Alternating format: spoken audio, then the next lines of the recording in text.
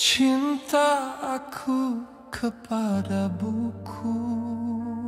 Suatu ketika dahulu, saya pernah bergurau dengan editor mengatakan bahawa apakah selepas 3 buah buku siri yang hilang ini diterbitkan, penulis pula yang hilang. Rupa-rupanya ia bukan gurauan tetapi dia benar-benar berlaku. Saya hilang sementara, walau bagaimanapun kehilangan saya bukanlah menghilangkan diri, tetapi penulis perlu lebih banyak menerima berbanding memberi. Perlu cukup bekalannya sebelum berusaha membekalkan orang lain melalui penulisan. Kali terakhir buku baharu saya diterbitkan ialah pada tahun 2023, manakala buku bersama Iman tahun sebelumnya. Saya tidak menulis selama beberapa tahun kerana pada masa itu saya cuba memberikan fokus kepada urusan yang belum selesai berkaitan dengan pengajian saya. Alhamdulillah ia dapat dilunaskan baru-baru ini, dan terima kasih juga kepada Iman kerana terus mempercayai saya sebagai salah seorang penulis dan mengusahakan perlahan-lahan di balik tabir proses penulisan buku berjalan dalam pelbagai bentuk, dan insya-Allah tidak lama lagi buku seterusnya akan diterbitkan sebagai sebahagian daripada usaha berterusan kita untuk membimbing dan memandaikan umat. Marilah kita jadikan tahun 2026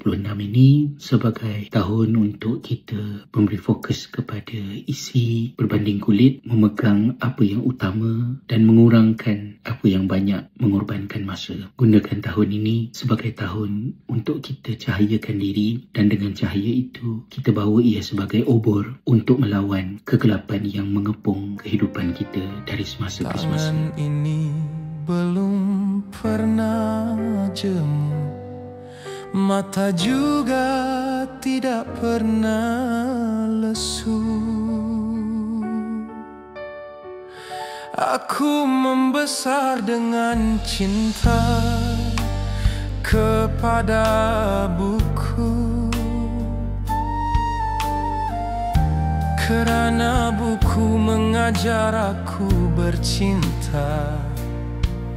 Cinta kebenaran, cinta kemuliaan, cinta harga diri, cinta santun